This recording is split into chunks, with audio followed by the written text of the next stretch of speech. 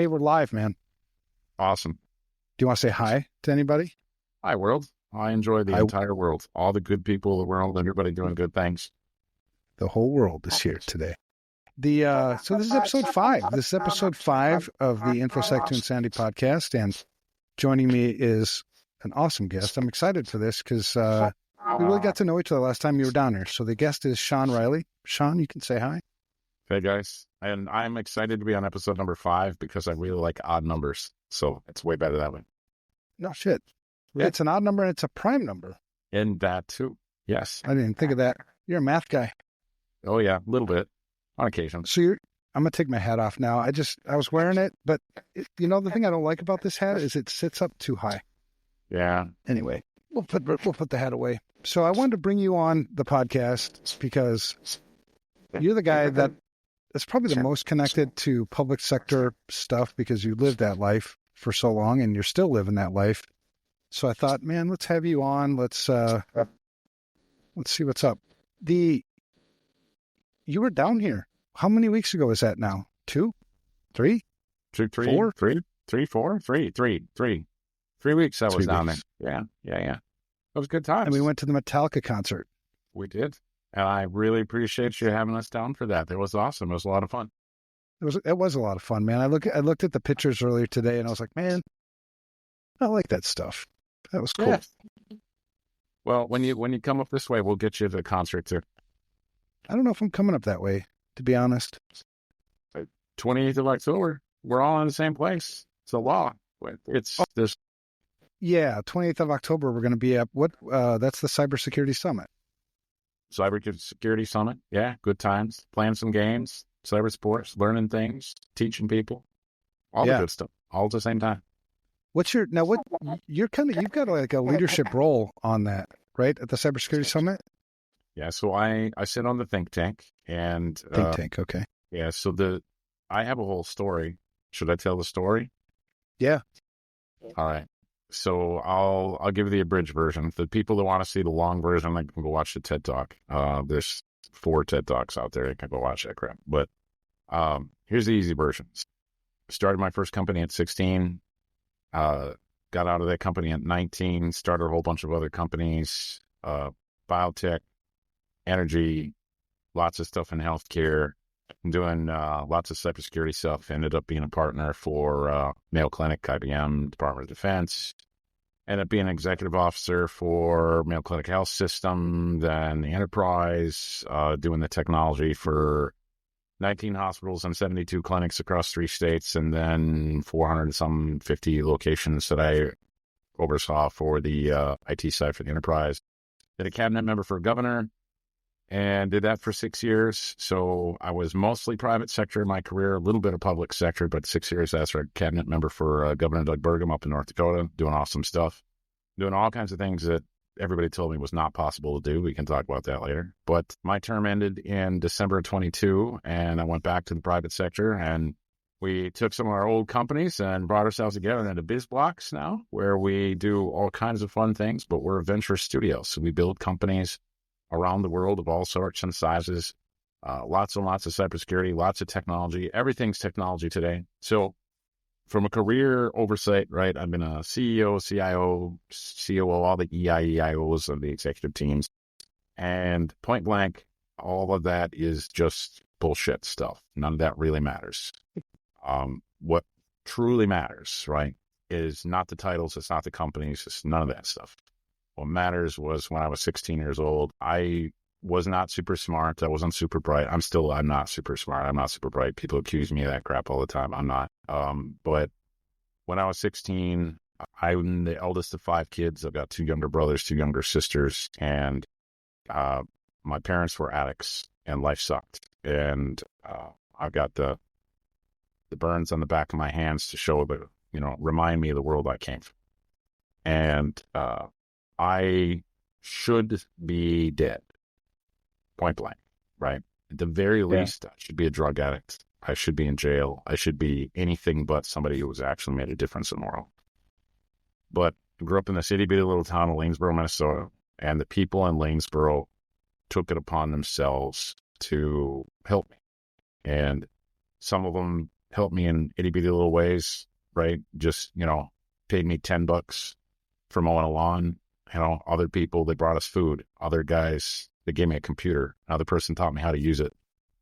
By the time I was 16, one guy, he put his arm around me, literally put his arm on my shoulder. He said, "Kid, your parents may not be able to be saved, but you should be." And they took it upon themselves to help me. So now I take it upon myself to help others. And we do this all around the world, all sorts and sizes, everything under the sun. And that's kind of the real short version, the Reader's Digest version, the Paul Harvey version. He's, Right. He was on before any of us were around, but I remember watching those shows. So. And you and I talked when you were down here about, writing a book. Yeah. In the process of that, writing a book, figuring out how to help people, right? I don't care about titles. I don't care about companies. I don't care about the money. I care about who can we impact and who is it that we can help? Because the reality is today's world is freaking hard. And even if you're born in a wonderful place with a wonderful family, your life is complicated. You got all kinds of things you got to overcome. But if you're born in a place where you don't have those advantages, where you don't have parents that are helpful, where you don't have a family that's helpful, where you don't have people that empower you, then, life gets to be really, really, really hard. And I want to help inspire people. I want to help them believe in themselves. And you inspire people, you improve lives, you create opportunity, you break the chains of intergenerational poverty. And those are the things that, you can't believe. I just got off a call here 40 minutes ago. She might even be watching this right now, but a gal who just did her first big public speech, and she lives out in California, just super excited, just did her big public speech. And she's like, "I could have never done this without somebody pushing me and helping me." And, all that does is just fill you full of energy, right? It fills you full of joy. And you're like, you helped somebody. And that's simple, that's small in the world, but it makes a huge difference to her. It makes a huge difference to the people she's talking to. So anything you can do, I try to do it. And that's how I live my life. Yeah. Well, that's cool, man. And I was very intrigued by, your story, growing up in Lanesboro. I've been to Lanesboro, a few times. That's, rode my bike through there, stayed at a place downtown. It's a cute little town, but yeah, you can tell it's, there's not a lot there, right? There's not a lot of, I think, opportunity there. There's not a lot of jobs there. It's kind of a little tourist town, some little cute shops down Main Street. But, if you get off of Main Street in that town, it's pretty rough, I think. Yeah. A lot of trailers. I saw a lot of trailer parks, I think. Yeah, it's there. It's pretty. It's really pretty. But what are you going to do to be able to break yourself out of a spot? I don't know. Find a career, build something. And stories like yours are intriguing. I'm attracted to people who just kind of things weren't given to them. They had to work for them. So there's some inspiration behind their story. My best friend, which you also met, he was down here for the Metallica concert. Bobby.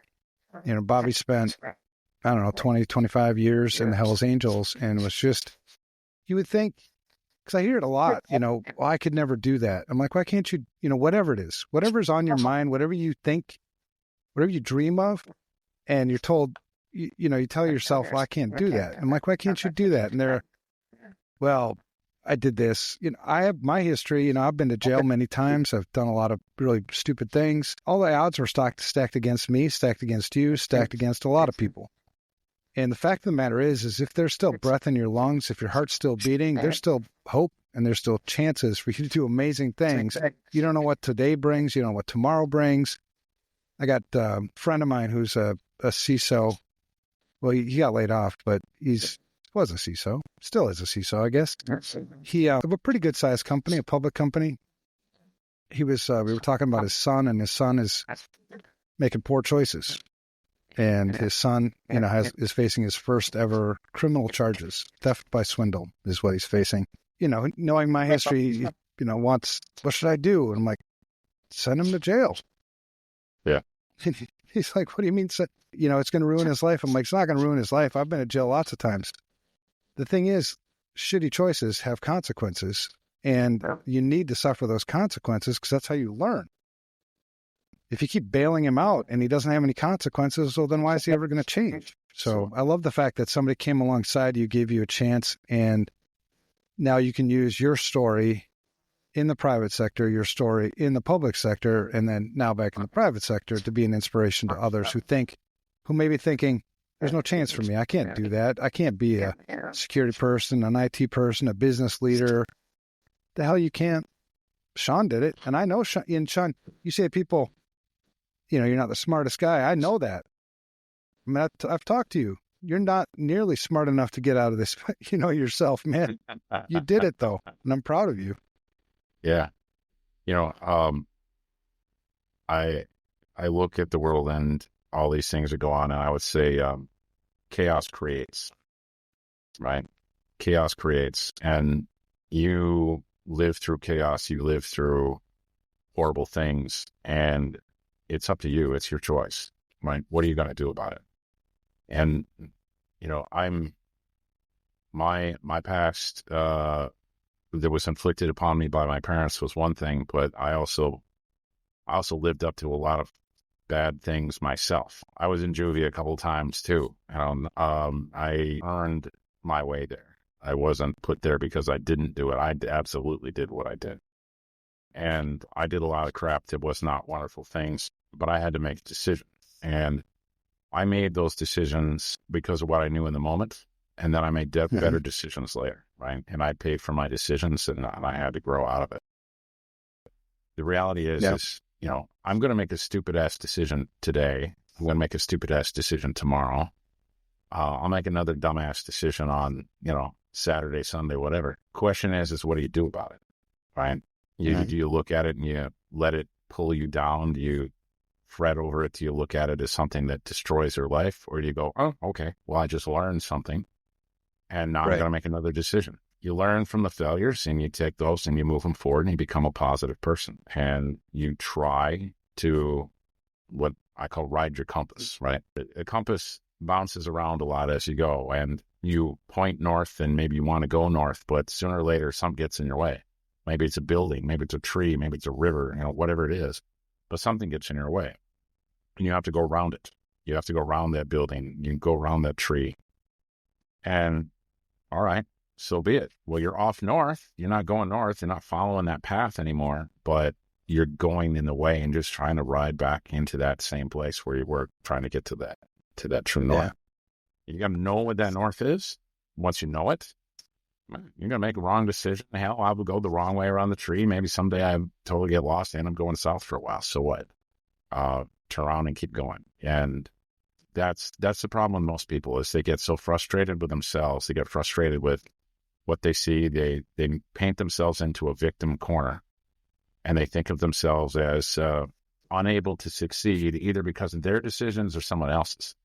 And the reality is every single moment you have the chance to be able to say, screw that shit, I'm going to go the right way. And that's up to you. Yeah. Yeah. I had a pastor once who said, and I use this all the time because I have to remind myself all the time. He taught me the difference between guilt and conviction. And it was really important because I didn't realize there was a difference. And guilt is that, when you're carrying that weight, and you just remind yourself all the time, I can't do that because I did this, I screwed up that. I just feel guilty about all the things, I do. And whereas conviction is, I made a mistake, and I'm going to turn from it, and I'm going to be a better person for it. I'm going to learn, and I'm going to try better. And I just did that today, actually, right before the podcast started. My wife was telling me, we went to a dentist appointment for her, came home, and my daughter, who lives with us, was in the kitchen making a whole bunch of really cool stuff, right? And I came home, and I was tired, so I came home, I went right upstairs and took a nap. And then tonight, my wife told me about how I missed this opportunity to engage with my daughter. She did this stuff because, she wanted praise. She wanted attention. She wanted some love or whatever. And I totally missed it. And I thought, oh my God, you're right. So then you have a choice, right? I could feel guilty about it, like, oh, I'm a shitty father, I missed the opportunity. It's true, I missed the opportunity. Or you could do the conviction thing where, yeah, I made a mistake. I missed an opportunity. I'm not going to do that again. Next time I come through that door, I'm going to pay attention to what's going on and not get so stuck in my own mind about whatever I'm thinking. But there's always those good examples, I think. And same thing with what we do for a living, what I do for a living, information security. You're going to have breaches. You're going to have incidents. Everybody does. The whole name of the game isn't risk elimination. The name of the game is risk management. And you're going to make mistakes and you own it. Step up, own it. The wrong thing to do is to blame somebody else for it. If you made a mistake, you made a mistake. Because if you don't own it, then you just continue to compound the problem and you just get worse and worse. You don't get guilty about it because, shit, it was just a mistake. I'm going to try not to make the same mistake next time. One of the most common things I see with companies, so when they get breached, and this happens private sector, public sector, and public sector is probably worse at this, honestly. When they get breached, what do? They hide it, right? They sweep it under the rug. They make sure nobody knows because, oh God, somebody might get fired, right? And they're fearful of it. They're fearful of brand tarnishment. They're fearful of getting sued. More often than not, their first call is to their lawyers, and their lawyer's like, oh God, everybody's going to get sued, right? And over again, you see this problem. And yet, if we were in a situation where we shared that we've been attacked, if we shared that we've been breached, if we shared what our situation was, one, our pain would be a whole lot lower, right? And we started doing this in the public sector where we created a joint state security operations center across multiple states. And all these states all share a platform now where if one of them has a major breach, they can pull a cord and instead of hiding their issue, 10, 12, 15 other states worth of teams show up and can help them, right? And we've seen this just do amazing things across the country and take breach response from 3.5 months down to 3.5 days. Just ridiculous changes in what it would take to be able to do this. But again, it was people are saying, okay, we're going to admit our fault. We're going to admit that we made the mistake. We're going to make it public that we had a problem. Right. Mm-hmm. And it's not necessarily that they screwed up. Maybe they didn't screw up. Maybe the bad guy's just really good today. Right. Because who knows? And maybe they got a 0 day and you didn't know anything about it. But being able to admit, have that humility and enable that humility and then have the courage to actually say, yep, this is our situation. Please help me, has enabled it now where governments all over the country can actually support each other. And this is being built everywhere. These joint security operations center, whole of government cyber defense, multi-government defense structures, whereas none of these existed 7 years ago. 6 years ago, the first one that we saw in the country formed up in North Dakota. And then from there, now they're everywhere. And because you're seeing the costs go down, you're seeing the risks go down, but it's essential that you have trust and that they share this information. They have the humility to say, yep, we've had a problem, and share that with the other people, teams. Yeah. So in order for you to do that, because you were pivotal, I think, in North Dakota in establishing that, how do you navigate? Because I think one of the things, state government is, every state's different, for one, and it's so frustrating sometimes dealing with the bullshit, the bureaucracy, the politics, how do you navigate all of that to get something done? So I'll give you one of the companies I sat down with, very, very, very large, top 2 cybersecurity companies in the world. I knew the executives at the time, and they came in, they knew me by reputation. And I have a reputation for being, the crazy CIO. For a while, you could Google crazy CIO and my face would show up. And I would take on all these projects that everybody else was smart enough not to do, right?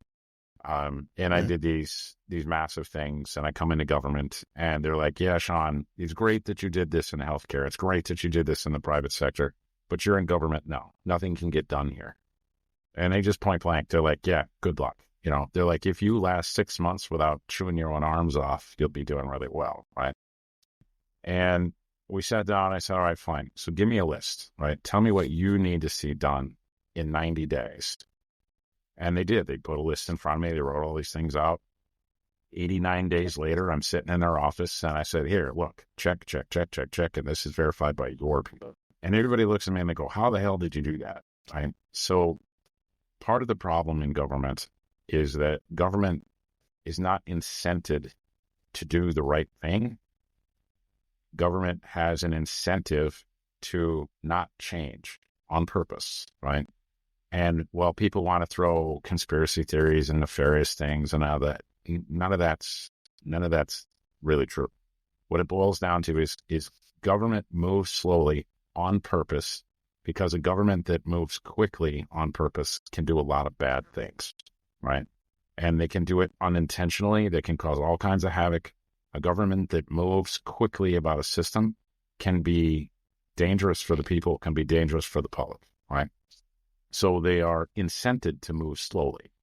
And the reality is when bad things happen in private sector, maybe somebody gets fired. When bad things happen in the public sector, everybody goes in the newspaper and they drag your life through the newspaper and they basically, tell you what a horrible, horrible human being you are.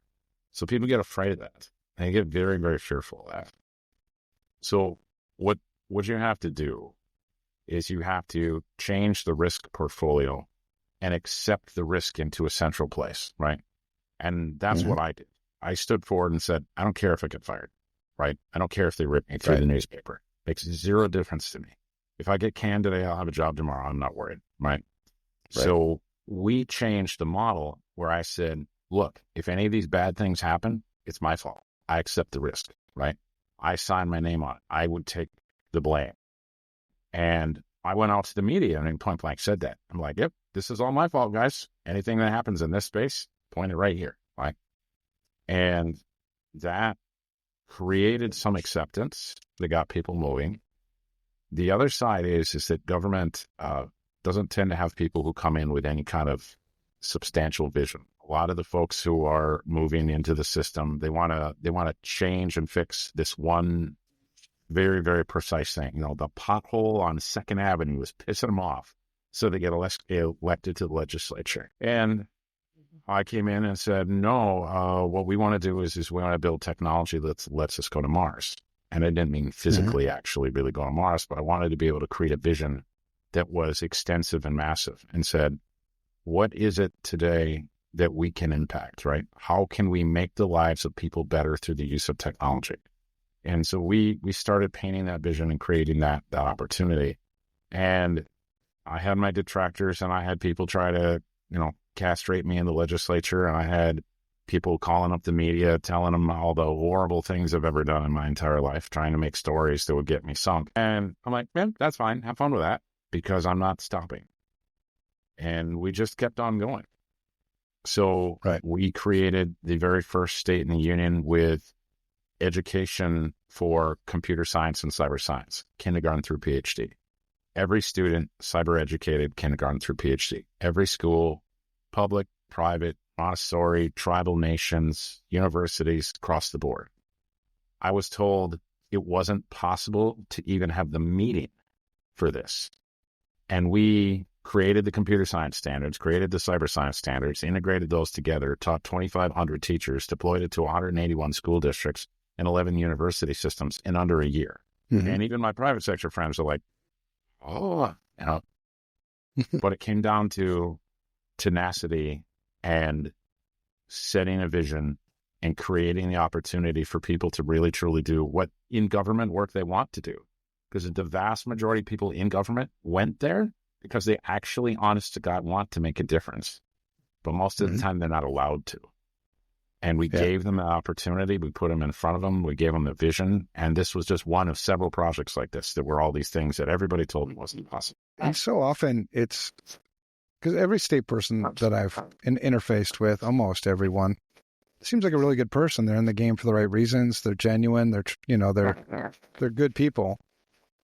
But far too often it seems like there's poor leadership in the states. And there are some states I think are doing, from my perspective, which is an interesting perspective because I'm not in the weeds on a lot of this stuff.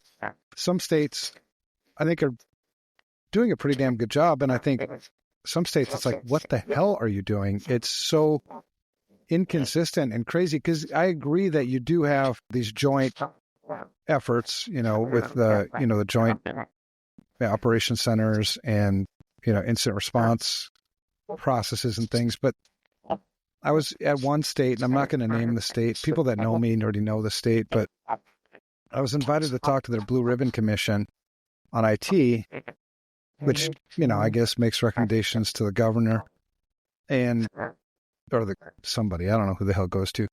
But there was Dell was there, Accenture was there, and me. And Dell was just trying to sell stuff. I mean, it was all about zero trust architecture and whatever. And same thing with Accenture. And then when Accenture, the CISO for this state asked an interesting question in the middle of Accenture's discussion, because they were pitching zero trust too. And he said, well, where do I get started with zero trust? And the guy didn't have an answer, so he just kind of skirted around it. And I was the last one giving the presentation, so I added a slide to my deck, which I wasn't supposed to do, I guess, because I guess your deck is pre-approved or something, but I added one anyway. And it was, this is where you get started with zero trust. Because I was like, you didn't answer the damn question. But when I started, it was obvious that one of these isn't like the other, right? I'm not like these other two people. Yep. But I have a question for this committee of this Blue Ribbon Commission. What's the current state of security in the state of whatever right now? And they're like, what do you mean? I go, well, how do you know that the money, they had no clue what I was talking about. And that's what I said. That's your problem. You have no understanding of the context of, you think it's a technology thing. It's not a technology thing. You think it's these things. And the way you measure security in this state and probably most states is by how much money you're spending. Yep. Which is bullshit. Yep. Because I would rather not spend any money on security than misspend money on security. And so it was really frustrating. It's not a terribly difficult problem to solve logically, but I think it's a difficult problem to solve politically, bureaucratically, because I don't think I don't know why they don't do it, actually. What's your take on that? Yeah. So technology is easy. People and process are hard. And the reality is, right, so in a private sector organization, the board of directors has a vested interest in the success of the company. The board of directors typically has a substantial knowledge set that evolves or revolves around the actual delivery of that organization, right? You don't typically go find a banker who has absolutely no background in agriculture to sit on the board of a, planter company. Problem is, legislatures, right? These legislators get elected on whatever specific issues, right? Doesn't matter, red, blue, green, yellow, whatever the hell color they are, whatever political party, makes no difference whatsoever. And when they come into the legislature, they will typically get something in the neighborhood of 1,600 different subjects tossed at them. Okay. And it could be anything from, green bean canning to the, defense of the country to what is the educational profile for the schools to, on and on. Most of them are important issues, right? Some of them are, whatever, but most of them really are important issues. And the problem is these people come in and they're downright experts in 5 things. And they're passingly knowledgeable about 25 things.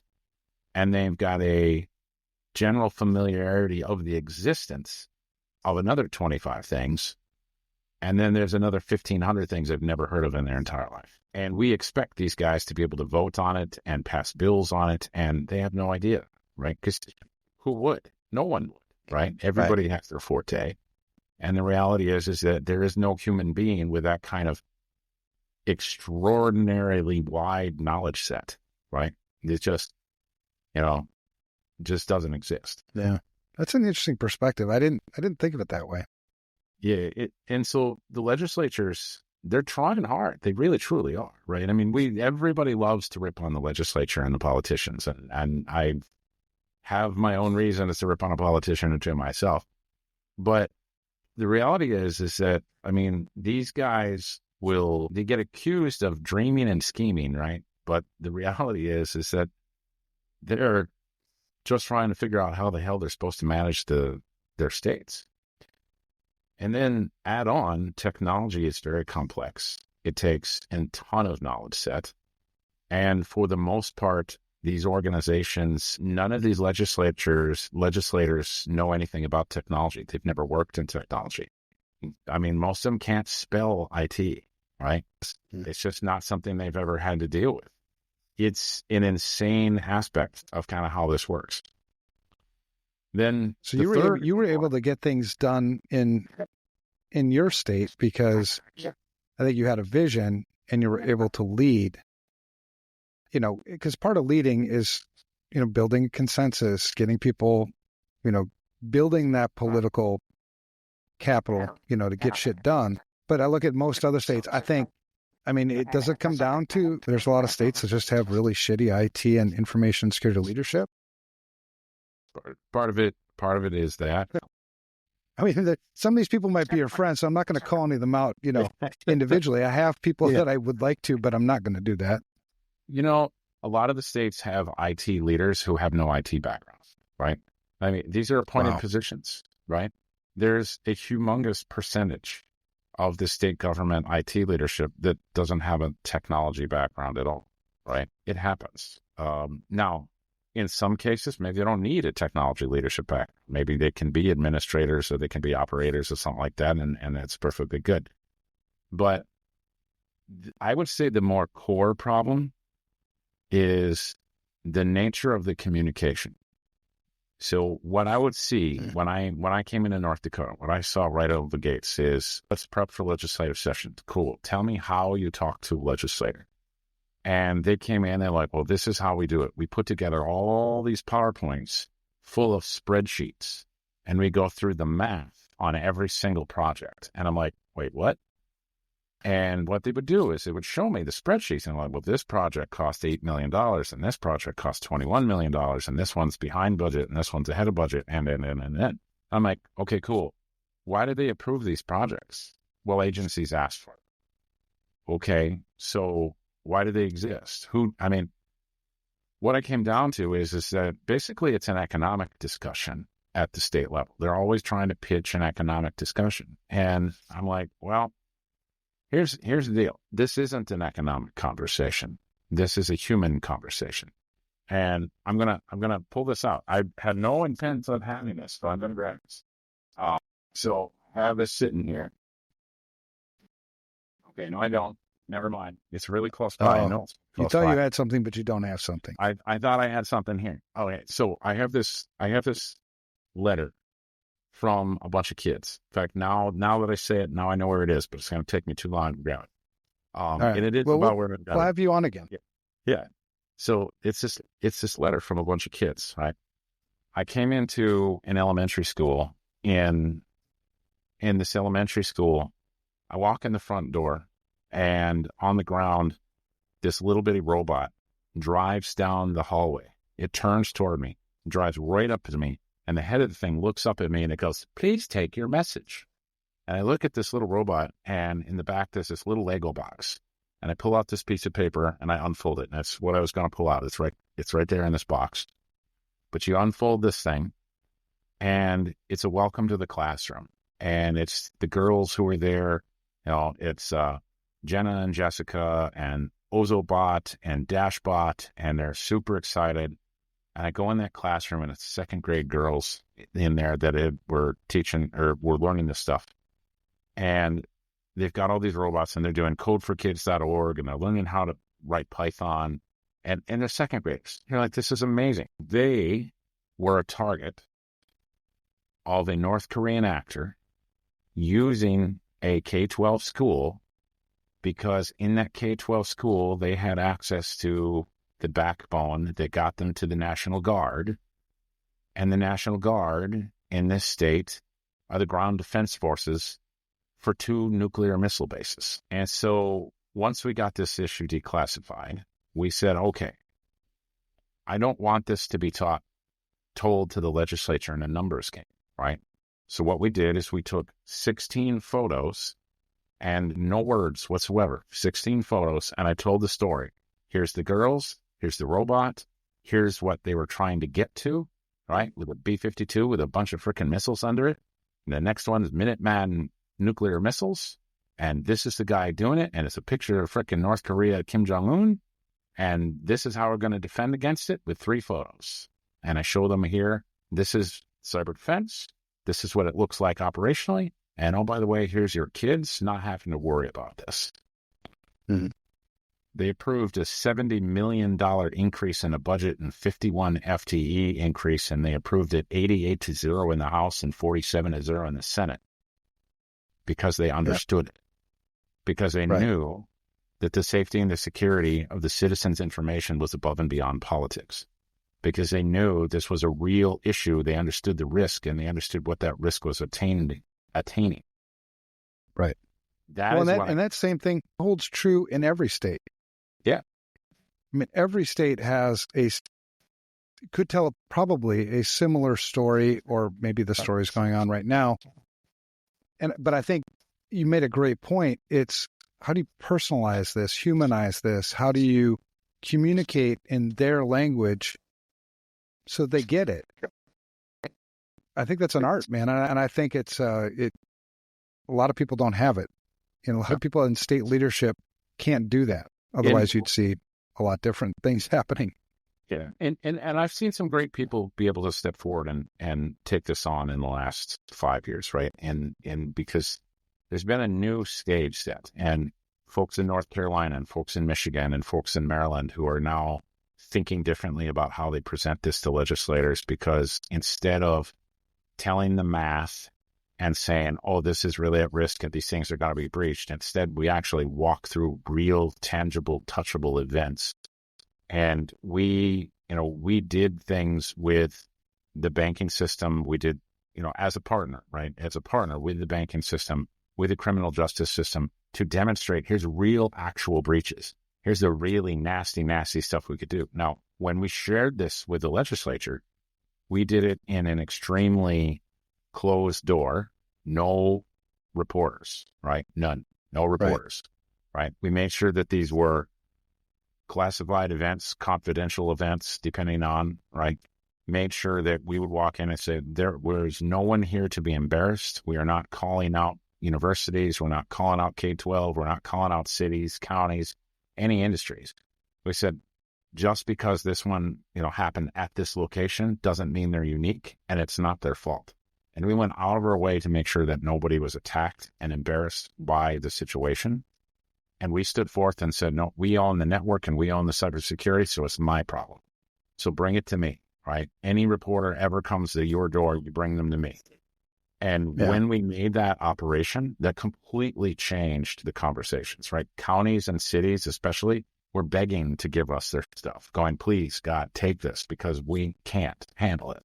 That's part of what has to happen here too, is that if you can have somebody who says, I will accept the risk centrally, and you'll have somebody who can manage the messaging so that legislators can understand what's going on, because again, this isn't their forte, and they've got way, way, way other things to worry about, right? Nobody got elected on, hey, let's make cybersecurity better. If you can find me a single legislator out of 3,600 of them in the whole country that got elected on that, I would love to see them. I would love to shake their hand.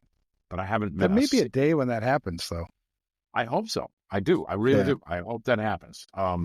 That, somebody's there. But nobody gets elected on that. They get elected on a gazillion issues, but not on cybersecurity. And so you can understand kind of where they sit. But we have to be able to help expand that message and help them get this done.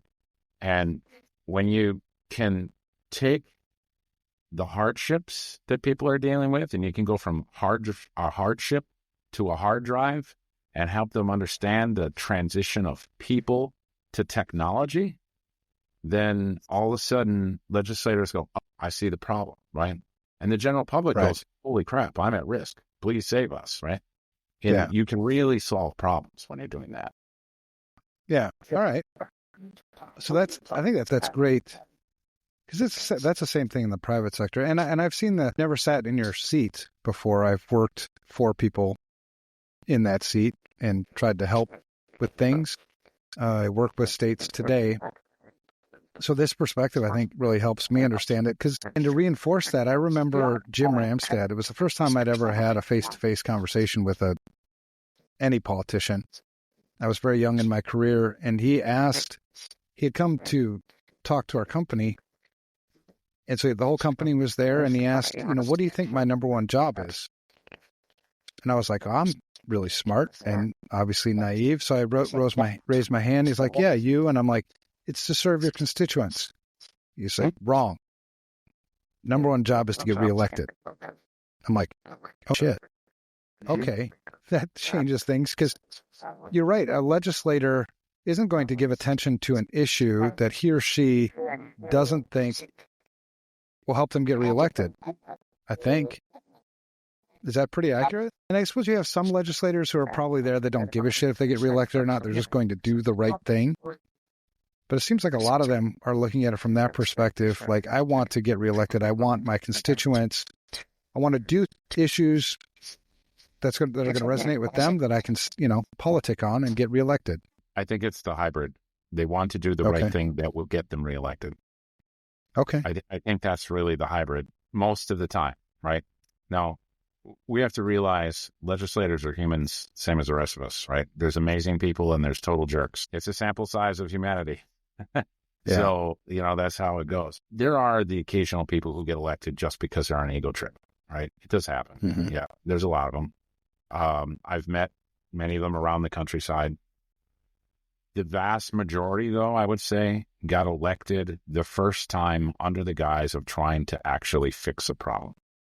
And that problem could be as simple as the pothole in their yard. It could be something with education. There's all kinds of things that can kind of get into this. But, when you talk to these guys, most of the time, they truly, really want to fix a problem. Now, how does it evolve as they're in office? That's a little different all over the place. Some of them start to really like it. Some of them, the problems change. It all depends. It does seem like a lot of politicians change over time. And I think, especially at the federal level, I've seen, and I've talked to some of them now, and I understand why, things are so party driven at the federal level, and then maybe at some states too, I don't know. But where, freshman legislators come in and they're all gung-ho to do the great job for their constituents, and then they're all kind of pulled into a room and told, you'll vote how we tell you to vote. It's like, what? Yeah, because if you don't, you're not going to get reelected. We'll make sure of that. It's like, man, that's crap. There's definitely leverage, right? There's a lot of leverage inside, right? And it's committee appointments. It's, your accessibility to appropriations. It's your accessibility to policy, right? Those, a freshman gets managed, right?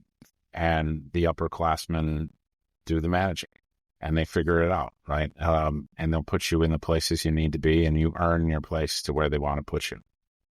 So there's a hierarchy inside the legislature just as much as there is anywhere else.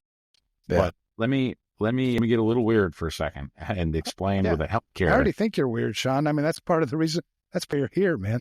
That's why I'm here. Yeah, let's get weird. All right. So let me use a healthcare example. So this is something I saw constantly working in healthcare. So a 28-year-old physician, they're brand new. They just came in, cardiologist, right? Pick on the cardiologist for a minute. And they come in and they're doing their first surgery as an independent physician. And they do that surgery and they're nervous and they're sweating and they do the surgery and it's amazing. The person lives, right? And they go post-op and they go in with the family and the family's like, thank you so much. You saved our daughter's life, right? And they go, wow, that was hard. It's great. Great feeling that I saved their life. Okay. And then the next day they do another surgery and they walk in and the family goes, thank you so much for saving our son's life. And the next one is, thank you so much for saving our mother's life. And on this goes because the surgeon is pretty successful and 99% of the time they are successful. And the reality is they keep hearing this over and over and over and over. And at the beginning, they're like, oh, wow, this is awesome. This is great.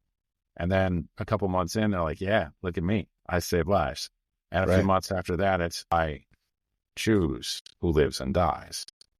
And it doesn't take too long. By the time they're 30 years old, they're walking around going, yep, I'm part God. And I've had a cardiologist tell me this on an airplane. He says, you know what the difference between God and a cardiologist is? And I go, no. And he goes, well, God doesn't think he's a cardiologist. And at the time, I was like, I'm not even sure I should laugh at this, given who was saying it to me. But as you kind of think through it, this model, right, you get this positive reinforcement over and over and over again that you're in charge and that you are making the decisions and you're the one who changes lives. When you apply that to CEOs, right, I get told how brilliant I am every freaking day, right? I'm a moron 95% of the time, but I get told how smart I am all the time. And if I let it go to my head, I lose humility. I lose the ability to reflect. I lose the ability to remember where I come from. And it's easy to lose that. It's super easy. And I think when you look at how society treats people in charge, cardiologists, politicians, right? We go to them and go, oh, you're so amazing. You're so wonderful. You must be so special because you got this job. You're so amazing. You're so wonderful because I want to kiss your ass, because then you might give me some of that government monies that I want so much, right? You might also pass those government bills that I want so much, on and on and on and on and on. And as you go through those things, it doesn't take long before, normal person who is very, very normal before all this starts getting this and they start feeling it. And all of a sudden it's really, really hard for them to reflect. And I've seen this in our industry. Not even even outside of public sector, long time people, been in this industry a long time. You've been in this industry for a long time. And there are some people that within our industry are up on pedestals. Like, their shit doesn't stink. They're the ones that go up in front, in front of senators in these hearings. They're not the same people. They're definitely not the same people because I knew these people back then. And, we were sort of peers back then. Today, I don't even think they remember my name, which is fine. I'm not in this game for that. And you watch some of the advice that they give in Senate hearings, and it's bullshit. It's like complete bullshit. And it's like, what did you just say? Hell no. But then when you think about it from their perspective, and now adding what you said, having this sort of God complex and their motivation. I started in this industry. I'm still in this industry to fix the broken industry. You're in this industry. You're in your position because you want to change the world. And that's the only thing that keeps me, I think, honest. Because I think a lot of those guys started out for the right reasons, but now they're all in it for the money. It's all the money. It's all power.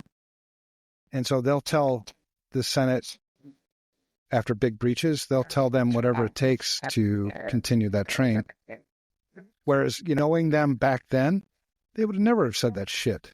Now, I mean, if there's some way you could put them back in that mindset of when they started in this industry to where they are now, they'd be embarrassed, they'd hate themselves. But it's crazy how in my own life, I've seen things, you make little compromises along the way, right? Things that, you maybe normally wouldn't do, but it's like, okay, just a little bit. And you do that over a long period of time. And the next thing you know, you're so far off the path of where you started. And hopefully you've got somebody around you or an event happens or something gets your attention and you're like, holy shit, how did I get here? And then you look back and you realize it was just a little, it wasn't like I didn't take a right turn. It was just little compromises along the way that just, it's like a 1 degree variation over a long period, and see how far the angle is, when you get to the other side of this. That's interesting. So let me give you another twist on how that happens.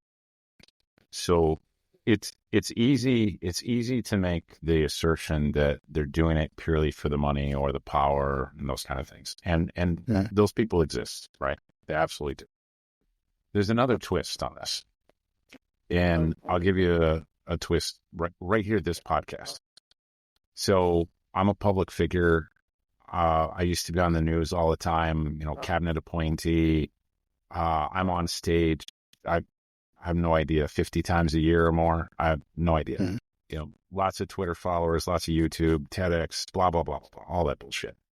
I've been on this podcast now for 53 minutes. I guarantee you I've said something here that somebody in my normal work zone or normal operating zone is going to look at and say, oh my God, how the hell could he say that? And by 10 o'clock tonight, I'll have 3 emails sitting here with some rancidly pissed off person because I said something that offended their sensibilities, right?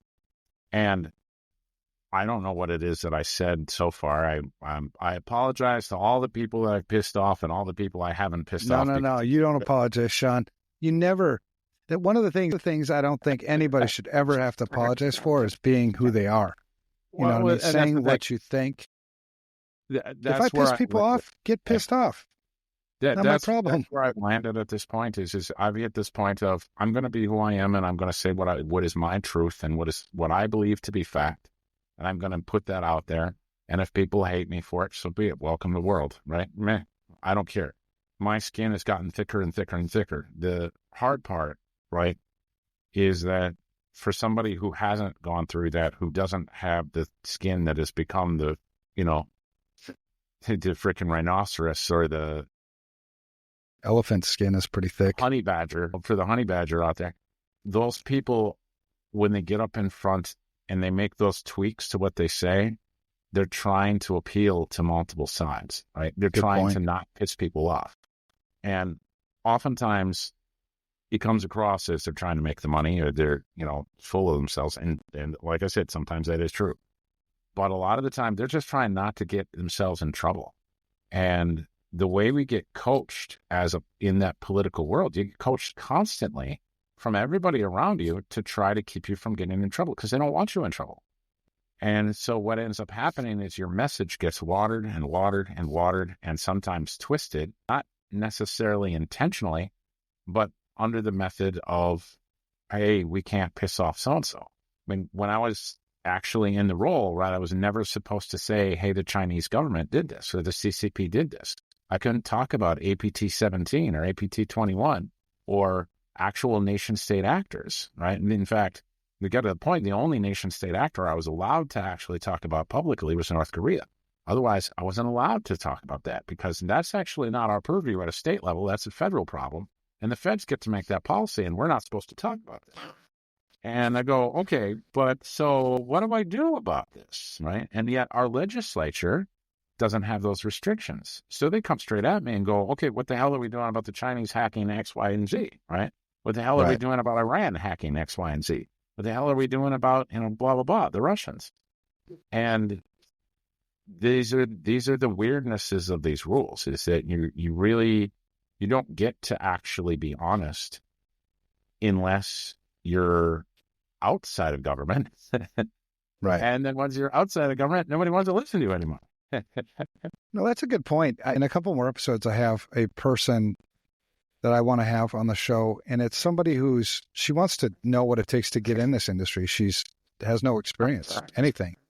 And the reason why I want her on the show is I just want to hear her perspective on things. I think as I've gotten older and older, I've learned to appreciate more and more other perspectives, because to solve difficult problems, you need context, and context only comes from different perspectives. The more perspectives, the better. Yes. And one of the things I've learned from people who haven't been in this industry as long as you and me, who haven't built the experience, the wisdom, whatever, they don't have the thick skin. Yeah. They can't afford to say the shit that I say, because they'll get fired and they won't get hired by anybody. Whereas I'm at this stage in my career where I don't give two fucks what you think about me. Yep. I'm not here to appease you. I'm not here for you to stroke my ego, because that's the last thing I need. I'm here because I want to fix the damn broken industry. I'm tired of the bullshit. And I'm just going to say what's on my mind, and I'm going to share my perspective, and it might be wrong. That's why I like having people like you in my life who can tell me, well, no, this is what it looks like from where I sit. But the end of the day, and I wrote an article about this. I call it the circles. That's how I think about this stuff. My first circle is Jesus, right? I care what Jesus thinks about me. The next one is my wife.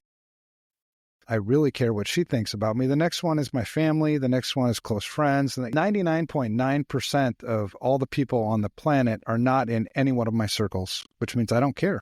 I mean, I won't intentionally offend you. I won't, I try to show some respect, but if you're going to hold something I said against me because you're offended by it, chances are probably pretty good. The reason why you're offended by it is because you have shitty perspectives. You can't put what I said into context, or you've got some kind of bias that you need to check yourself on it. It's not my problem. Nothing pisses people off like being told the truth. It is most absolutely offensive thing in the entire world is telling them actual truth. Yeah. And this is one of those things that I used to think this was an upper Midwest thing because we have this kind of passive-aggressive culture up here all the time. Oh, shit. Yeah, you do. Massively passive-aggressive culture. I've learned it is really a much, much broader thing, right? I've traveled the world a few times, and it's definitely a little stronger in the Midwest than it is in other places. But if you come in and you actually tell somebody how things really are, and it's actually true, oh my God, it's an essential part of this entire problem, right? Because we do this with cybersecurity all day long. We lie to each other about how secure we are. We lie to each other about how we've been breached. We constantly do this endlessly because nobody wants to actually admit the bloody truth, right? Nobody wants to say that how unbelievably vulnerable we are as a nation, how easy it is to do some of the things that we just horrendous things that nobody ever wants to see, right? I mean, people like you and I and however many people we know that all have the skill set to be able to do these things that are like, really? Hey, the kind of stuff that would make Hollywood movies hit the top end, but they don't want to be. And to your point, I had a state that I worked with that actually defunded part of their cybersecurity program specifically because they were finding issues. They were finding issues, and they were hitting the newspaper. Yeah, and they were hitting the newspaper, and they were sick and tired of it hitting the newspaper, so they defunded them so they would stop finding the problems, right? That's actually why I left. That's why I left corporate America, because, I worked at U.S. Bank, Wells Fargo, United Health, and time again, I kept running into this thing where I'm so frustrated, and it even gets to the point where I was getting depressed. I was dealing with depression because nobody was doing anything. It's like, and every time I told the truth, I would get, and so I'm like, fine, I'll just start my own damn company. And hopefully somebody, somewhere, there'll be some customers who want to know the truth. And thankfully, I'm really grateful that there are, because I think there are a lot of people who actually do, but it's a lot of it comes down to the way you communicate the truth too, right? It's our number one core value. And me being the leader, I am ultimately accountable, right? Like, you have to realize as a leader, everybody's watching, so I say something, and that's the thing and I don't worry about that in podcasts or anything else because what I'm telling is the truth. So fuck it. It's still the truth. And the thing that people don't realize about telling the truth is there's lies of commission and there's lies of omission. And they're both equally important. One is easier for people to understand and easier for people not to do, like me just to tell you something that's straight out not true. That would be a lie of commission. Then there's all these lies of omission, which are things that I should have told you that I didn't. Yeah. Yeah. And holy shit, it happens everywhere. People, and that's why I don't get invited back. I'll never get invited back to that Blue Ribbon Commission thing, Yep. I won't get invited back to a lot of the meetings I've been to, which is awesome because I hate meetings. So not a big deal. And I'll just keep preaching it, right? And that's the purpose of the podcast. The purpose of the podcast has nothing to do with ego. The purpose of this podcast, the only purpose is, well, two purposes. Number one, my own mental health, because there are days as a security person who's so driven by doing the right things, and you see so much of the world not doing the right things, not giving a shit about doing the right things, you begin to question whether or not you're crazy. What the hell? Am I the only one seeing this shit? And I've had to ask my own leadership numerous times, am I the guy that you guys count on to say this shit that everybody's thinking but nobody wants to say? They're like, yeah, that's your job. I'm like, okay, good. The second reason is to find like-minded people, or even people that aren't like-minded, to engage in these discussions that I don't think enough people have, because this is only episode, what did I say, episode 5? Yeah. Because eventually, I think I'm going to get to a point where I will start calling people out more, and I will have people on the show that disagree with everything I say. It's awesome. Let's have those discussions, because we've got to get to the bottom of this shit. We're all in this game together. You talked about this K-12 school district and how that's always been the way we've attacked. From day one, the first time I ever attacked anything, it was identify a vulnerability, compromise the vulnerability, elevate privileges, get to a point where I can do something with the system, pivot. If I don't have time to pivot during this current visit, then plant a backdoor so I can establish persistence, delete the logs, and then come back later and pivot and pivot and pivot until I find something. And when you're dealing with nation state shit, they have patience. They're not money motivated. There's not a return on investment that they're looking for. They will take their sweet ass time, and they will just like a fucking virus, they'll just continue to spread. Yep. And next thing you know, it's not just, I don't know. There are places in this country, in your country, probably in this country too, where I'm at, but there are places in the United States where nation states, China sucks. I don't like China. I don't like Russia. I don't like Iran. I don't like North Korea. There are enemies. They are our enemies. So, because people get crazy about that too. Well, don't say that about China. Why? They're an enemy. It's so obvious that they are an enemy. Well, but the Chinese people, I'm not saying the Chinese people, I would never do something to a Chinese person, but the country is an enemy. Yeah. And they are in our shit. They're in more of our shit than you would ever realize. And when you do tell people the truth on that shit, then the government gets pissed off at you. I live in Mexico. I only have 2 more years before I'll be a Mexican citizen. And then, I don't know. Mexico can extradite, though. So, shit, I got to deal with that. I don't know, man. Because at the end of the day, I just want to help people, man. That don't extradite at all are probably the same 4 that you were just talking about. So, yeah. Well, Cuba doesn't. At least that's somewhat tropical. Venezuela probably doesn't either. Yeah, those countries aren't all that much fun either, though. No, but, I'm that crazy-ass gringo that nobody messes with tattoos all over the place. It's probably already hacked into all their damn accounts anyway. So they'll leave me alone, and I can work from there. I don't know. But the mission, though, is to help. That's the frustrating part, is you just want to help states. There's so many things that I would do for free. And there's actually things I'm doing for free. There's things that you're doing for free, which is a great segue for... Tell me about Cybersports Limited. I love this thing, and I want our listeners to hear what you're doing with this. So, name me a job today that doesn't use computer technology. In Mexico, I can tell you a couple, but that's about it. Yeah. For the most part, if you put Amish in front of it, you can come up with one, but without the word Amish in front of it, there's not a whole lot of jobs out there that don't use computer technology. When was the first time the world was going to end because all the computers were going to blow up? 1970. Yeah. Actually, so you're one of the very few people who ever went with something other than Y2K. Happened in 68, actually, when we flipped on a new radar system and the radar bounced off the moon. We damn near nuked the whole planet because we thought the Russians were attacking. But the one that most people talk about is Y2K. So December the 31st, 1999, the entirety of the world was convinced that if we didn't fix the Y2K bug, we were going to destroy ourselves, right? And the best episode of Family Guy ever It's the Y2K episode. They end up living off a Twinkie farm, right? And Stewie gets tentacles from radiation. I mean, it's great.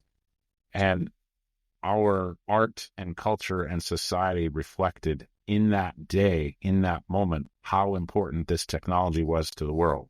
How many states in the United States had computer science or cyber science as educational standards in 1999? None. Zero. Yeah. Zero, right? And it takes all the way until 2019 before you finally get a state to actually adopt computer science and cyber science as standards. So my daughter wasn't born for another 3 years, and she was already in her college programs by the time somebody had figured out, right, that this is actually essential knowledge. So what do we do about this, right? Our education system's not ready to be able to teach this. Our education system today in 2024 still only has 12 states that actually have any sort of computer science requirements. And there's only one state that has it as a graduation requirement, and that's North Dakota, right? Computer science, cyber science are graduation requirements in the state of North Dakota. It's the only state that has it. So what are we going to do about this? Are we going to just continue watching the world go by and wait until the 22nd century before we finally decide to actually fix our education model? No. So what we do instead is we said, let's really quick, Shawn, really quick, contrast this with China. Yeah, contrast this to China, contrast this to India. China has standard curriculum for all of their kids for this, for cybersecurity and computer. Yep. China and India and other nations that have comprehensive computer science and cyber science education, kindergarten through PhD. And there's one state in the United States that does it. That's North Dakota. That's it. So we learned during COVID, another interesting fact, when schools got shut down, we got an average of 1 call per hour into the governor's offices from parents being pissed off about the schools being closed. However, we get to the fall of the year and we shut down sports, namely basketball. We got an average of 3,000 calls per hour. So we sat back and said, all right, so North Dakota had implemented this new knowledge set and implemented this as standards. And then we said, well, but the adoption rates were still moving and low and slow, but parents care about sports. So cool, let's make sports out of computer science and cyber science. And so we took cyber games and what started off with Cyber Madness, and that later has become cyber sports now, so that we can do computer science, learning Python, cyber science. They can play capture the flag games, secure, attack, knowledge, defend, those type of games. They'll be doing AI games next year. They'll be doing data science games next year. But we've turned this into games so that kids of all ages, focusing towards middle schoolers and high schoolers right now, can play video games that teach them how to defend themselves, how to defend their community, and how to defend their world. And that then allows them to play, they gain knowledge. And what's amazing out of this is that it has completely changed the entire demographic conversation, right? So the cybersecurity world is 9% women, right? The games are almost 50-50, right? The whole aspect of who's involved, right, from an equity standpoint in cybersecurity, those numbers are kind of all over the place. But in the games, it is damn near identical to the actual national profiles, right? I mean, everybody loves to play games, so everybody comes and plays. And they can play these games. They can learn how to defend themselves, their community, their nation. It's awesome. And they play in competitions. And we're having our very first major competition in the state of Minnesota coming up on the 28th of October at the Midwest Cybersecurity Summit, which is awesome up there, up in Minneapolis. We're super excited for this. Tons of people coming through. We're looking for sponsorships. We're looking for donations. We're looking for those things, hoping people can help us out there because we want to grow this thing bigger and bigger and bigger. We've had conversations in Florida, in Texas, in Maryland, in Arizona, Arkansas, etc. And so Minnesota's the next round of games, and it's just going to get bigger and bigger and bigger. And ultimately, we're going to be in other countries. We've had conversations in Norway, Philippines, Japan. So this is going to continue. I haven't had a conversation in Mexico yet, but other than you. I got to get to an educator before I can check that box. But once I get to a school system, we'll bring it to Mexico too. But the reality is it's fun for the kids. They get great prizes out of this. The state champions up in North Dakota were getting amazing prizes, going home with $15,000 scholarships to digital academies. I mean, great capacities of programs up there. And we want to be able to expand that across the whole country. So ultimately, we want to have more players in basketball. That's 1 million kids a year. I think that's very, very possible, very doable. And we're going to just continue pushing and shaking and making that happen here over the next 3 to 5 years as we expand this across the world. That's cool, man. Well, that's the thing about information security is a life skill. It's not a specialized skill. I mean, it's not, it shouldn't be. I mean, it's a life skill, right? You have a phone that you carry with you everywhere you go. The average house in the United States, last time I checked, had 13 devices with internet access on their network. 13 devices. Okay. That's average, right? So you have some houses, lower income, probably have 2, 0. Yep. But, that's a lot of devices, and most people have no idea what they have connected to what's talking to what. They, running default usernames and passwords on things. It's trivial. And those are awesome targets, especially for the money-motivated attackers. I mean, hell, cryptojacking is awesome. Yep. Using these as part of bot networks. And I always thought, like, when I was a kid, we didn't have computers like we do today. Yeah. My parents would put me to bed. They would lock the door to keep the bad guys out, keep me safe. Nowadays, most of us are putting our kids to bed with the bad guys in the bedroom, on the phone, on the iPad. It's extremely dangerous. And so I love the fact that, your heart and your passion is on, teaching kids, helping them to become good digital citizens. At the end of the day, it's going to be just life skills. So when we've interviewed lots of these kids, right? And I love to stay for the championship games and talk to all the kids everywhere. And we had these 2 girls who were in one of the teams, and they come up for the interviews. And I said, so you guys have been in this program for 3 years. So are you going to go into cybersecurity? Nope, not going into cybersecurity at all. Okay, cool. What are you guys doing? So one, she says, well, I'm going to university. I'm going to go into business. And the other one, she goes, I'm going into nursing. And I'm like, well, cool. So, but you've been here for 3 years in a row.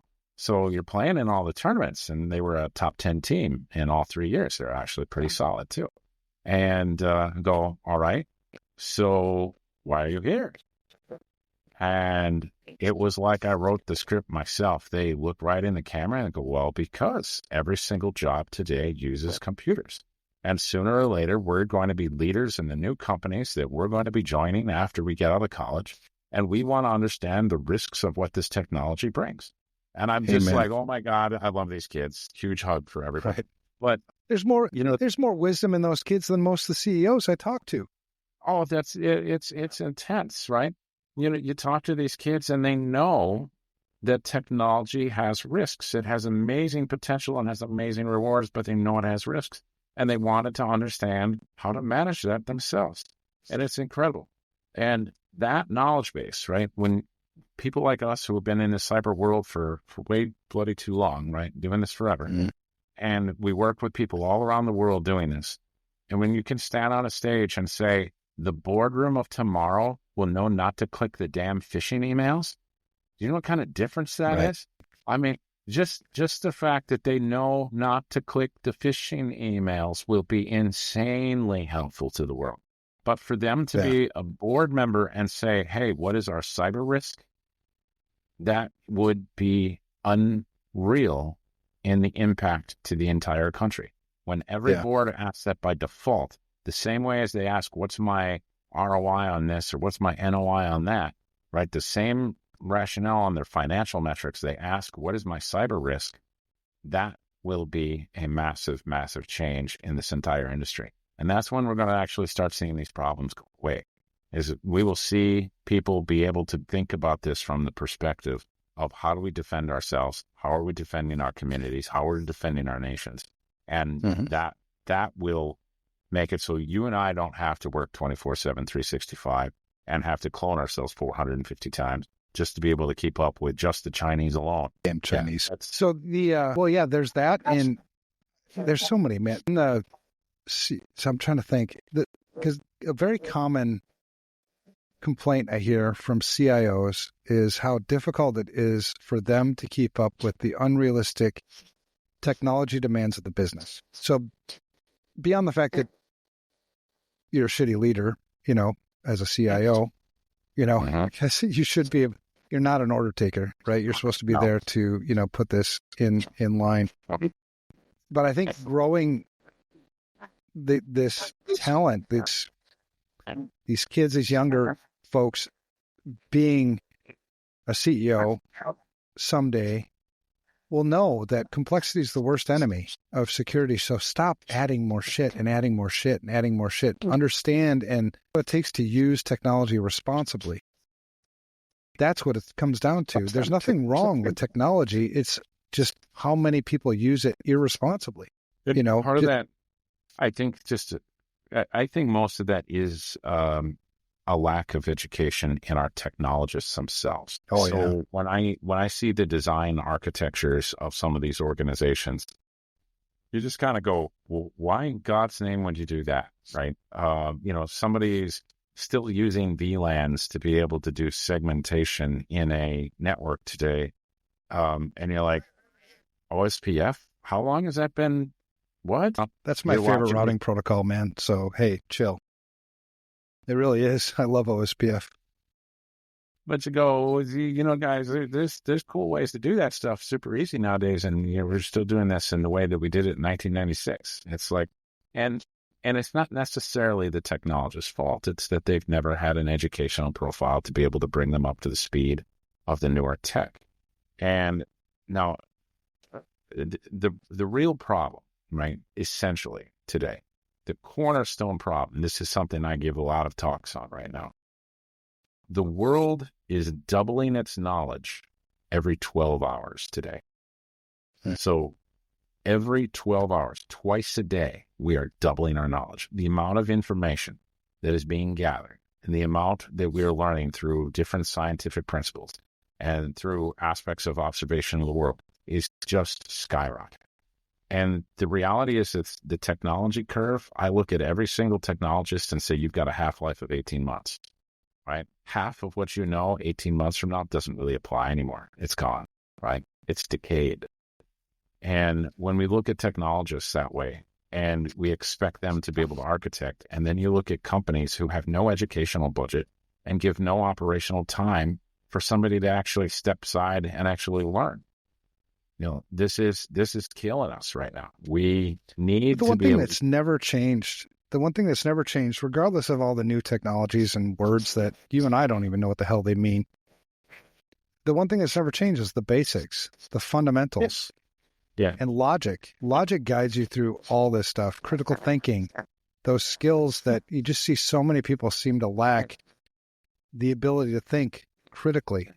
Like, how many people buy technology without a purpose? They just buy it. And it's like, why did you just buy that? Well, because it's the newest. That's not a reason. Yeah. I mean, how many times would you save yourself from, I was talking to a guy actually from the state of Missouri. He works for the state of Missouri yesterday, maybe? I don't remember what day it is. And he was talking about, some of the things that they're implementing or, thinking about implementing in their environment. And just a simple question, why? He's like, well, because I don't, and then you start challenging enough times and you realize you don't actually have a reason you're buying this. Well, before you buy it, I would just suggest you figure out any reason, because what's going to happen is somebody's going to ask, probably somewhere, why you bought this. Certainly, if you're going to have a breach, opposing counsel will certainly ask you, why did you buy this? You have to have some logic to support your decision-making. I worked with a company in the past that spent $137 million upgrading their entire network to network access control and network segmentation. And I came in with the question of, well, that's cool. I mean, I like NAC and NS. These are good things and can be very helpful. But have you, what is your method of authorization and authentication first? And they looked at me and went, oh, well, it's on Active Directory. And I'm like, okay, that's cool. But how do you get authorized to NAC and NS? Well, it was a completely uncontrolled domain. So you go, so you spent $137 million to implement a technology that is uncontrollable because your authentications are not controlled. Just that, but NAC's a hell of a lot of work. Oh, yeah. Yeah, it's work. Yeah. And in some situations, it's a wonderful technology, but it's the same thing as anything else, right? I mean, I carry a pocket knife with me all the time, right? I carry this pocket knife, and I've carried a pocket knife on my hip since I was 8 years old. And I, grew up on a farm type of thing, and I needed it all the time. And I still have farm territory now. And whether it's opening boxes or cutting bales or whatever it is, right? Who knows? But I use this constant. And as a tool, right, it works really, really well. But you know what I've never done with this? I've never stabbed anybody with it. Right. But could it? Oh, yeah, sure it could. I could stab people with it. This is the problem we have with all this technology. It's this massive double-edged sword where people are using it for one purpose. They're trying to use it for 15 other purposes. And hell, half the time they're running around stabbing each other with their damn technology, and they have no idea what they should be using it for to be able to get stuff done. And we just see this over and over again right now. It's just buy the tech, don't understand the architecture, don't understand the implementation. Oftentimes, it's a miscommunication between business operations and the technologies. And the business operations are like, oh my God, we got to be more efficient, we got to be more effective. Great, awesome. Go fix your damn business processes. Add some Lean Six Sigma. All right, get your business processes cleaned up, and then you can actually use the technology you have vastly more effectively. Now, I'm as technology guy as they come, right? I mean, I'm an ex-CIO and did all this kind of stuff, and I work in tech all day, every day. But it has a place, right? And, just throwing AI on my toothbrush doesn't make my toothbrush more effective, right? Nope. And you've got to be able to actually have a place where it applies, and it really makes a difference. Yeah, we always had a rule of thumb. Any process that you wanted to automate, you have to do it manually first, right? You have to actually work through the process, and then we can automate the process. You don't start with automation, because I don't even know what the hell you're trying to accomplish. Right. I don't know what steps in this process are actually important. I don't even know which ones can be automated. And I think so often we're just, granted, everybody's busy. The biggest thing when I was more in the weeds, when I had my own firewalls, my own network architecture to manage and all that stuff regularly, my biggest ally in everything was situational awareness. I knew what the hell was going on. I was a master at my shit. I mean, I took pride in my shit. When I installed the firewall, it wasn't done until you had egress and ingress. It wasn't. I don't understand how the hell I see. Goes back to my crazy shit. Like, am I crazy? How many people install firewalls and don't block egress? How many people install a firewall and don't shut off all the freaking rules first and then turn on what you need? It just blows me away and start blocking. I mean, it's over and over again. You could block. I mean, if you actually ran a firewall, right? Firewall technology, you could take, an old 6520. Doesn't matter, right? You don't have to have all the next gen bullshit, and use it properly. And my network would be more secure than yours with your next gen, whatever bullshit you bought, because I used it properly. How many attacks would you be able to mitigate just by using a firewall properly? Yeah. I mean, egress management actually shut the damn firewall down to begin with, and then open what you need and turn off. That's the way you're supposed to do it for what you must have. I mean, these are like firewall 101, and yet how often do you actually go to a place and see that it's been operationalized that way? Pretty rarely. And now it's become so buried too, because you've implemented so many Band-Aids on top of this bullet wound and you just keep adding more, right? You're still not doing this basic fundamental thing correctly. So what makes you think adding all this additional shit, also, by the way, done incorrectly, you're just pissing away more and more money? And on top of all that, the one ally that's so critical not just in information security, but physical security and safety and everything is situational awareness. Understanding what the hell is going on around you, what situation are you in, what potential threats may be coming at me. I mean, it's basic shit. And that's the stuff that never changes. Like you could, sure, AI, and there's a whole bunch of acronyms. I actually created a game. We're not going to play it today. Maybe we'll play it later. I call it acronym asshat. Okay. That's the name of the game because, and it's actually something that you play with another person. I just thought of it where we try to quiz each other on acronyms. Like I'll say an acronym, and then if you get it correctly, you get a point. And then we just keep going back and forth. And then we have the bonus round, which are acronyms that I just completely made up. I pulled them out of my ass. And then if you can guess those ones correctly, then you get 2 points. It's kind of I think it'll be a fun game when I finish it. So being some of the industries I worked on, let's just start with PCI. And I'll say PCI, you give it, then you say PCI, I'll give it, and then we'll go back and forth with PCI about 15 times because that's how many different things it equals, depending on which acronym or in industry you're in. And they're all technology acronyms from the technology groups, but some are healthcare and some's payment card and some, Yeah. That'd be a fun one too. Yeah. I'll finish it. Maybe I'll have that in the next episode. But so back to the point. I love the fact that somebody's doing something, and there's lots of people doing things, I think, around creating better digital citizens. I like your motivation because everybody likes games. And when you think about what's important in life, it's hard to put much above keeping yourself, your family, your home, your community, your school, your business, your state, keeping it safe. Mm-hmm. That's kind of really, really important because going back to the logic thing, we have enemies. Yeah. And they're connected to our shit and they're in our shit and they don't care about the safety of your children. They don't care about the safety of your business. They don't care about you. Oh, and we're connected to them. Over the last 10 years, we've seen hundreds upon hundreds of school districts be ransomware. And typically when a school gets ransomware, the ransomer will connect to the school and say, cool, we have all the records of your kids. None of them get to go to college unless you pay us. And if the school refuses to pay, they take the information they have and they go directly to the parents. And they go to the parents and go, your child doesn't get to go to college because they won't have any grades. They ransom parents directly, right?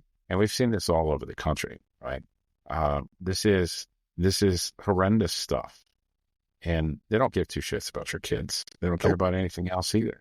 They're managing their money. And when you look at how a lot of this ransomware works, right? North Korea raises over $10 billion a year in ransomware. They were funding themselves post-sanctions using ransomware as their freaking funding model. And then this started many years ago. But there's been a huge problem with the Department of Defense has been just ranting about this, trying to figure out how to stop North Korea from getting around sanctions by using bloody ransomware as their tool. And K-12 has been a primary target because they're super easy. And the reality is this is happening all over the country. I mean, we've had billions of dollars of ransomware losses over the last year. And it's ridiculous. None of this stuff should ever happen. Ransomware is one of the easiest things to prevent. And yet, here it is happening all day, every day, all over the damn place. And one of the reasons why I think, when people people change for two reasons, right? We took psychology probably back in college, or you know some things, that Pavlov thing, the dogs, and it's either there's something in it for them, a benefit that they value, or it hurts. Yeah. So when you look at the United States, and the reason why I think so much of the U.S. population is completely ignorant to the risks that we face as a nation, is it doesn't hurt. Yep. Even when your school does get ransomed, it seems as though from, a single household or whatever, that's a victimless crime. You just pay the damn ransom. But it's not victimless. It's just spread out across a whole bunch of people. And logic would tell you that eventually you get to a point where you have critical mass. It's so much, you can't afford it anymore. And now you're really fucked. We see the same thing with, attacks all over the place. Nobody's really held accountable for it. And so nobody really changes. Yep. Even states, like how many states are in the United States? I know Minnesota, they're unable to get cyber insurance. It's probably most states, I would assume. So it's a combination of problems, right? So states, cities, counties, governments in general, all over the country where they cannot get cyber insurance no matter how much they pay, and the ones that are left behind can't afford it, right? And it's happening all over the place. And why? It's because the risk profiles are insane, because they're just constantly, endlessly breached, because they have no idea what their assets are, right? I mean, you go into these governments and most of them can't even produce an asset list. They haven't the slightest idea what they own or what's exposed. These are the problems that are just constant right now. And I personally, I mean, cyber insurance is a good thing. Buy your cyber insurance, but it annoys the hell out of me because it's a post problem, right? I've already been breached. I've already been screwed. And now I have to go and try to find something to help me out. My preference would be to stop the problem before it happens, right? And to be honest, the cyber insurance companies want the same thing. They want to fix it before it happens too. And the reason they want to fix it because they can't make money off this. They can't maintain cyber insurance because of how many breaches are. It's insane. Yeah, there will be a critical mass. And I think one of the things you and I that motivates us is we don't want to see people get hurt. We don't want people to suffer. Obviously, it's better if you can get out in front of this, do things like cyber sports where, we're teaching a generation. Fear is we don't have time anymore. We don't have time for that. I mean, yes, we still need to do that. You absolutely need to. And it's going to pay huge dividends. But what about now? What about right now? We're in a bad spot. Yeah. And so this is one of the things that I had brought up to, we posture a lot in our industry, and it really pisses me off, security people. Yeah. So I was talking with all of us. And this is where Project Broken Mirror came from, because here we are, the year 20, I sense the same thing kind of feeling with you. It's the year's 2024. Yeah. This isn't like rocket science, man. It's the basic stuff. And we can't seem to hold CEOs accountable. We can't seem to hold boards of directors accountable. We can't seem to hold school boards accountable. And you wouldn't have to hold a lot of them accountable because word would spread pretty quick. If boards were held personally liable for a big breach, you'd see it on every board docket, on every meeting now. So you don't have to have them all suffer, but, we need to have something. But the frustrating part about us in the United States, and I think there's wisdom behind it. They said with great freedom comes great responsibility. Didn't somebody say that? Who said that? Jefferson? That's a Spider-Man thing. Is that Spider-Man said that? With great power comes great responsibility. That was Spider-Man. Yeah. Okay. Was there anybody with more wisdom that said that too? Or no? Let's say it was Thomas Jefferson because I just want to.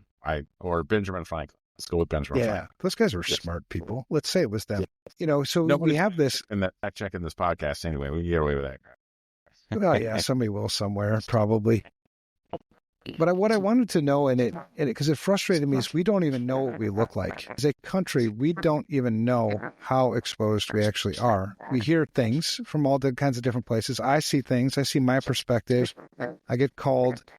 I don't do hands-on incident response anymore because my team is much better at that. But, sometimes I'm called in for the wisdom-y things, I guess. And so you see these things happening. You're like, my God, it's everywhere. Is it really this bad? And so I wanted to map the attack surface of the entire country. And that's what I intend on doing. To your point too. And so I started with counties. I started with the public sector, because I think citizens need to know. They need to know what we look like. They need to know what's coming. And it's a start of a process. It's not where you stop. You don't stop at the attack surface. but I have to meet people where they're at too. Throw NIST CSF on their lap and say, here, do this. The hell, most of our industry doesn't know how to do that. Why would I expect a water treatment facility manager to know how to do it? So mapping the attack surface and making it a public thing. Everybody can join in. Everybody can do it. And it'll probably marry up, I assume, at some point with cyber sports, because I have no other motivation for it. So if you see a use with what you're doing in cyber sports with what I'm doing, it's all yours, man. I even went to CISA and said, here, do this. You have it. You should be doing this. When you call yourself America's cyber agency, here. I just got a whole bunch of bullshit. I'm like, all right, fuck it. I'm doing it myself. So, well, I'm in anything we can do to help expand what the kids' exposure is, and we can do some really great stuff there. And when you start being able to give these guys tools where they can actually, again, gain the knowledge necessary to ultimately defend themselves, that's amazing. That's awesome. And yeah. And what we need to be able to do is we need to be able to get a coalition of organizations out there to get excited around this. And what kind of blew my mind the first couple of years when we were doing this in the state side is the top donators were banks, insurance companies, sporting goods companies, retail organizations. The IT shops were like 50 organizations, because the IT shops are like, whatever, cybersecurity, we all do that, blah, blah, blah. Everybody else, they're going, oh my God, we're sick and tired of this problem. Right. And when it costs them $64,000 per incident and an average of $4.2 million per breach, given a $25,000 donation to the game so that, 1,000 kids can play, that makes sense. That makes economic sense for these companies to give those kind of dollars and to be able to do this. And, ultimately, when you can have 1 million kids play across the entire country for just over $25 million a year. Yeah. I mean, yeah, I think people are excited for the possibility to be able to go and fix this problem. So for listeners, the podcast or, viewers, how would they go about donating? Where do they go? Yeah. So Cybersports Ltd. So Cybersports Limited, cybersportsltd.org, and go out there, take a look, and go ahead, sign up and do your donations out there. And it's a nonprofit, tax deductible. Yep. 1C3 registered with the United States IRS. Thank you, IRS, for getting that paperwork done for us. We appreciate that. Yeah. So it's out there as a full regulated, managed, not-for-profit. I love it. So let's start landing this plane a little bit, maybe. It seems to me, check me if you think I'm right or wrong. I can't, as a citizen of any state, I can't depend on the state to protect me. I can't depend on the county to protect me. I can't count on my city to protect me. I can count on me to protect me. And I think knowing that as a citizen, that we all have a part to play in this game, it's going to be a grassroots effort if we really want to make a difference in the public sector. What do you think on that? Grassroots is the way this is going to have to work. I will say it differently. I will say most states are trying to defend you. Mm-hmm. Most cities and counties and local governments are trying. Most of them do not have the resources. They do not have the skills. They do not have the technical teams. They don't have the knowledge, and they don't have the backing of anybody anywhere to do it.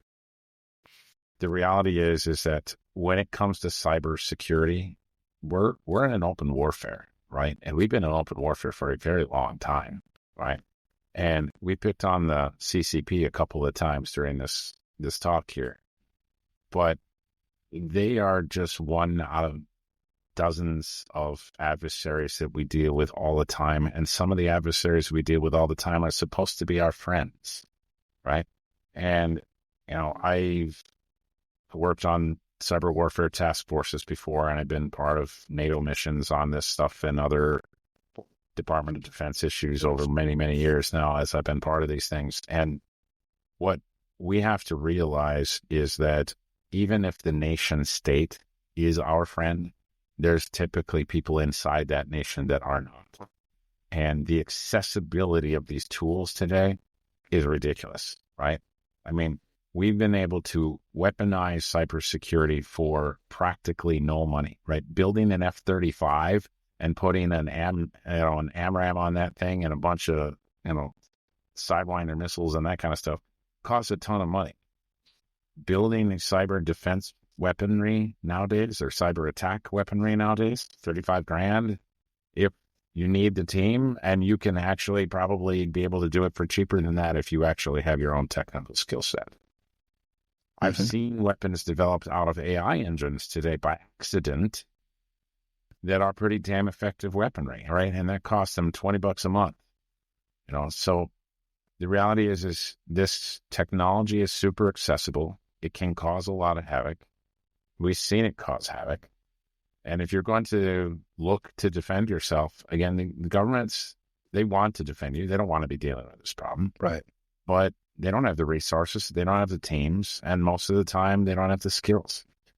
And that's part of what we've got to be able to build out. So it's, frankly, hey, there's a hurricane coming. You defend yourself. There's a tornado, defend yourself. In my neck of the woods, blizzards, ice storms, you got to be able to be prepared, right? You don't expect somebody to come pull your butt out of the ditch when you go off the road every time. You expect to have I love that analogy because being prepared requires you to be paying attention, right? Going back to the situational awareness thing. And that's why I think the grassroots is so important, because people, you need to put it into context too. Fear doesn't work. We've oversold fear, right? It's taking this logical approach to our communities.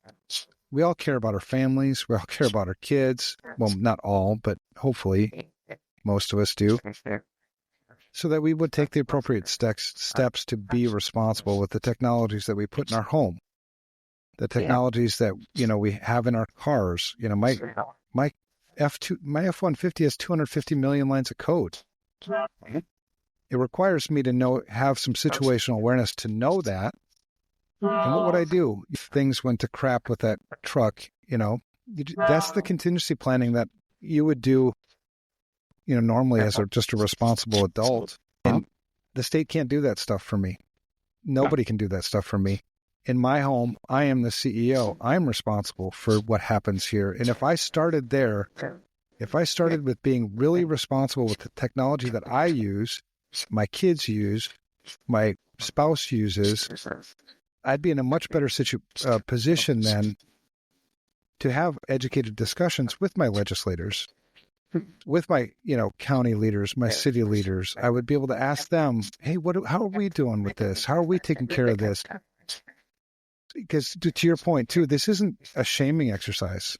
I've never, but very, very, very rarely have I met county officials, city officials, state officials who don't want to do the right thing. Yeah. They don't know it, and nobody's asking for it. There's no, so it's going to be grassroots. That's why I'm super excited about what you're doing at the Cybersports Limited. I'm super excited about Project Broken Mirror and more of these things, so we can maybe gel these things together and make a difference. One of the things that was really interesting when I showed people my map of all the counties, 3,144 counties, all the non-security people that I showed it to, they immediately looked at their own county. They picked it out on the map. They're like, why is my county orange? Why is my county blue? Why is my county green? And I was like, hallelujah, how much do we as security people want the non-security people to start a conversation with us, to ask us a relevant question, because then it opened up the door. It's like, well, it's because your county has these things. It's not their fault, but this is something you should take to the next commissioner board meeting, whatever the hell they do in counties. It's a concern. Don't freak out. Don't, because once you get that groundswell going where everybody else is doing it, then it becomes negligent. Then it becomes shaming, right? So if you had 3,144 counties and, let's say 60% of the counties understood their attack surface, understood these things, you're getting close to the negligence on the 40% who aren't then. And then we've got some accountability ammunition potentially. You know, I like the weather analogy for a whole bunch of reasons, right? So Florida just got hammered by a pair of hurricanes over a 2-week period of time. Right? And I just sat with a whole bunch of emergency preparedness folks a week ago, walking through how they're using AI to defend themselves and help themselves. And this is all great stuff. When we think of this in the model of cybersecurity, right? Do we shame people in Florida for the hurricane hitting them? Right. No, right? We don't shame anybody, right? Do we shame the people who prepared and got the hell out of the way of the hurricane? No, right? Hey, I mean, their homes got hit. They got all kinds of destruction and damage and those kind of things.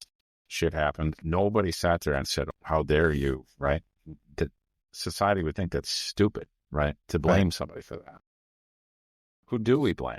We blame the people who stayed, who knew they were going to get hit with a hurricane, who sat on top of their house going, ha, ha, look at me, and then had to get rescued by the National Guard, right? Those people we shake our fingers at. But for the most part, even those people, we're like, you're a moron, but we don't necessarily really get deeply shamed to them. Mm-hmm. The reality is cybersecurity issues today, they're hurricanes. Some of the stuff you can get out of the way, some of the stuff you can break up, some of the stuff you can prepare. But when it does happen, there's squat you can do about it, and you're going to get all run over by it. And now the question is how did you prepare for it? Did you prepare for it in a way that you evacuated properly and you had the water and you had the food and you got your family out? Or did you sit there like a dumbass waiting to get rescued by the National Guard, hoping the hell not to drown?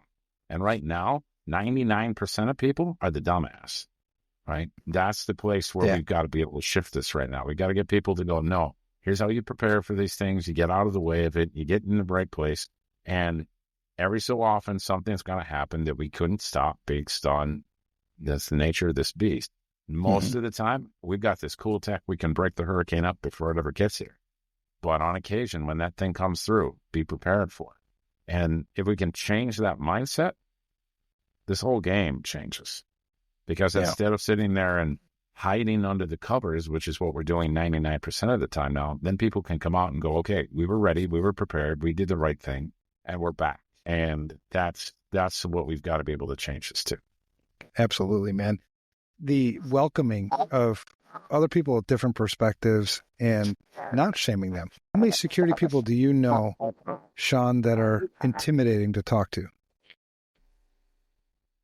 For me, not many. Oh, not you, but I mean, other people, right?